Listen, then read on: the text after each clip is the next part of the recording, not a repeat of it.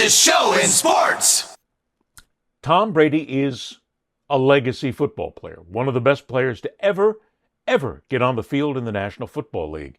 He is now a broadcaster for Fox, which means he has a public persona there. But he is also a minority owner of the Las Vegas Raiders. So to have Tom Brady sitting in the booth with Raiders coaches as a broadcaster and as an owner, see, there's the conflict of interest. And Antonio Pierce was the coach of the Raiders for one season, and he sucked. He was awful. That team went 3-14, and there's no doubt he was going to get fired. So it is just possible that when Pierce pisses and moans about the Raiders, he's got an axe to grind.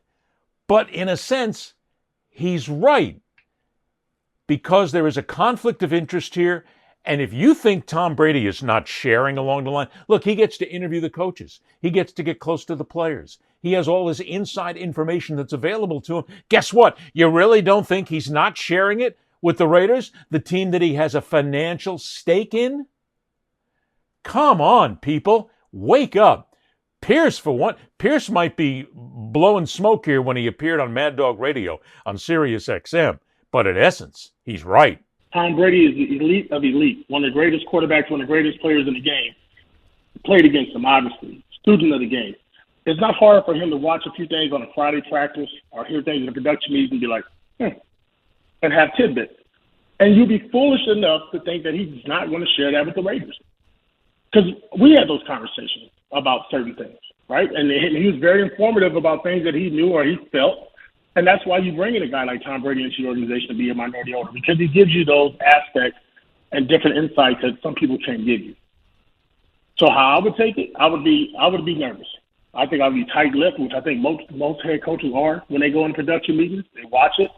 I think on Fridays, if he happens to be there on a Friday practice, you might want to limit some things. I just think that's a fact.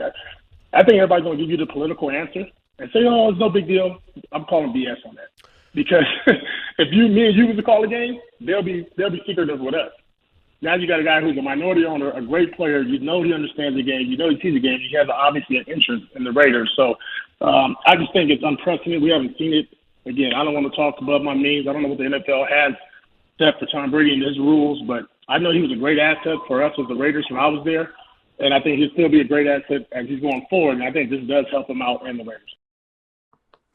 Now, what Pierce talks about in there is something that most people don't think about right away. When you're part of a network broadcast team, actually when you're a part of any broadcast team, because I was never on a network. I mean, I was on networks, but I wasn't on ABC or CBS. And I was the part of play-by-play teams. I was the play-by-play guy for college baseball, college football, NFL football, hockey. Gosh, I can't even think of what else I did. I mean, I basically did just about every sport. And when you're part of that broadcast team, you do meet with the coaches either the week prior, the days before, or the day before the game, or sometime. But you talk to the coaches and you get some of the insight. The coaches there will give you some information that they normally wouldn't give anybody else, because it's given to you so you can properly call the game. That's what the production meeting is about, where you can ask about certain players, injuries of certain players, different strategies, what you do, and it's a great chance just to tell stories and get to know the coaches. But these production meetings are held all the time. Tom Brady is in those production meetings, and he is meeting with the head coaches of the teams that he is going to call that week. If I'm an NFL head coach, and again, there's not much of the paranoia that we think about right away, but it is something to be said. If I'm sitting across the table from Tom Brady, Brady's doing the game this week, and I also know that he's a minority owner of the Las Vegas Raiders, and he has the opportunity and the wherewithal to be part of that franchise from an ownership standpoint, do you really think I'm going to give him anything? There are things I'm going to keep from him. I don't want to slip up and give him something that he is going to turn over to the Raiders if I'm playing the Raiders that season, sometime that season, that could give them an edge. Now, and again, Pierce is right about one thing. You can say the politically correct thing and say that Tom Brady's a professional. He would never tell anybody anything. Good for you. We don't know that. There is a possibility, whether it's purposeful, whether he slips, whether something is said, but he is being given inside information that then can be shared down the line. And the National Football League is derelict in their duty with this because he is an owner. Regardless that he's minority, he is still an owner. He has a financial stake in the Las Vegas Raiders. At that point, he should not be allowed to be a commentator, an analyst of any kind. They should immediately cancel the Fox contract, take him off the air. It's a conflict of interest. Now, they won't. Of course, I'm blowing smoke because all I'm doing is pointing out what should happen, and it's not going to happen because the National Football League certainly doesn't want to piss off Fox because Fox makes them billions and jillions and trillions of dollars every single year on the broadcast contracts. So they're not going to get them upset. And they're also not going to get involved because Tom Brady is Tom Brady. He's the guy that brings credibility to it. Look, the fact that he may be a minority owner and he may be sharing some things here and there says one thing, but he is still Tom Brady and he's still a draw. And the NFL wants that on their games because they want you to watch and they want to make money and they want the sponsors to be happy. But in essence of fact, Brady does not belong in the broadcast booth if he's going to be a minority owner. Now, if you take his minority owner stake and you suspend it, it doesn't make a difference. He's still going to get paid. He's still going to profit from it. He has to divest himself of his Raiders minority ownership. And this is nothing against the Raiders. This is just common sense. He's a broadcaster.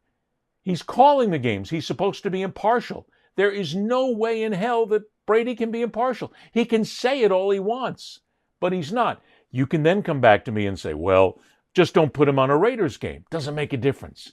He's still an insider. He still has certain things that he's being given. And this is nothing against Brady either. Look, I know Tom not well.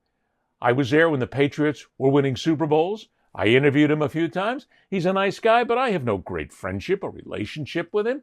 But he is just as big-headed as any other NFL player that I've ever interviewed in my life. He's just as egomaniacal as anybody else. He just happens to be really good at his job. But to do things right here, the NFL needs to have him divest of the Raiders, or else just don't be on television. It's that simple. However, we've just gone all through this wonderful discussion, and it's never going to happen. Because the National Football League will bend the rules however it takes for them to make money, for their networks to make money, for their teams to make money. And why should we be surprised about that? We shouldn't at all. That's life, kids. That's big corporate life. That's all, folks.